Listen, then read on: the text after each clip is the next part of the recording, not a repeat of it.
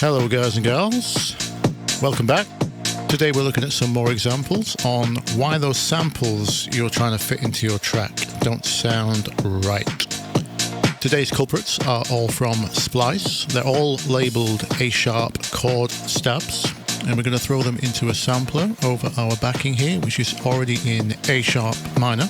And you'll hear that some of them fit, some of them don't, and then we're going to investigate why.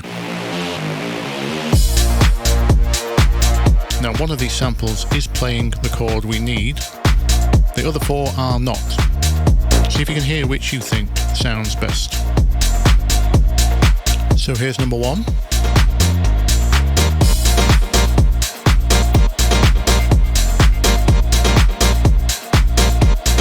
Here's number two.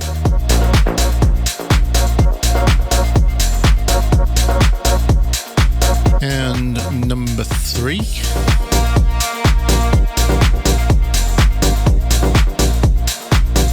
What about number four?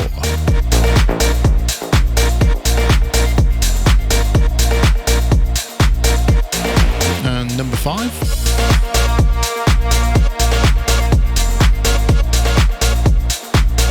So let me show you what's going on here and how they all came to be labelled A-sharp even when they are not. Because there is some rhyme to this reason. To explain it, we're going to have to go into a little bit of basic chord theory. Don't worry, it won't hurt. So we're in A-sharp minor, and here is chord 1. You guessed it, A-sharp minor. And as you may or may not know, the foundations of a basic chord are 3 notes. They're called triads, tri meaning 3. Now don't worry, we're not here to learn chords or Greek this lesson. I just need you to understand this principle so I can show you my theory on how these samples probably got mislabeled like this and how you can watch out for it and what we can do about it. So I'm going to play some other chords now, and I want you to keep an eye on that first note, the A sharp.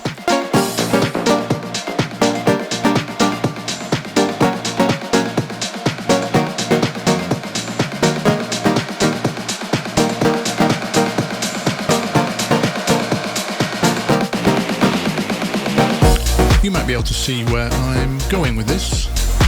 It turns out that there are many other chords with A-sharp in them, and either an algorithm or a human has heard that as the dominant pitch and mislabeled our samples with the A-sharp there. Unfortunately, I regret to inform you that not every chord with an A-sharp in it is compatible with A-sharp minor, believe it or not. So we end up with some of these being clangers, some of them bangers. So, sample 1, what chord was that? It's actually a G sharp minor, that's this chord. You can see there's an A sharp in there.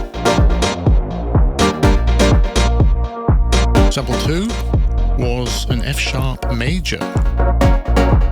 Still has an A sharp in there, but doesn't fit our track too good.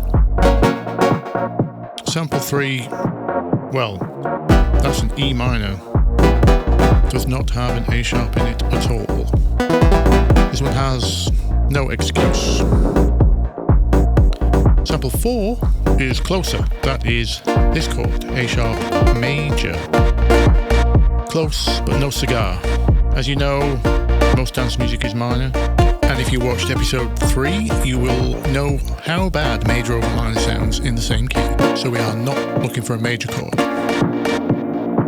Sample 5 is A sharp minor. That's the ticket, that's the one. Hopefully you could hear that was the most comfortable sounding one. But what if your sample isn't comfortable sounding? What can you do? Well, you can either do what I did, which is go back in time 15 years and spend the next 15 years ear training, or there are a couple of shortcuts. We can reverse engineer from the chord theory to get there much faster. We can guess that the labelled key isn't the first note of the chord. And if that's the case, it can only be one of 3 other options. The third note of the chord, which is always the same, it's always 7 above, or it's the second note of the chord, which is always 3 above for minor and 4 above for major. So we can try transposing our sample +7 or +3 or +4 and see how those sound. A good chunk of the time that should work. Now I already know the chords within these samples, but let's try put this into practice anyway, and hopefully you'll be able to hear which one sounds the most at home.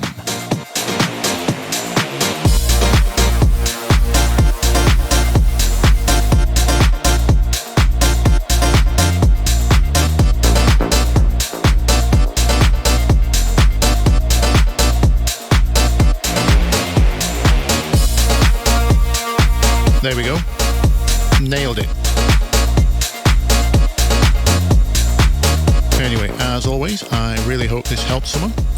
If it did, drop me a like or a sub if you're feeling super generous, and I will see you in the next one. Thank you.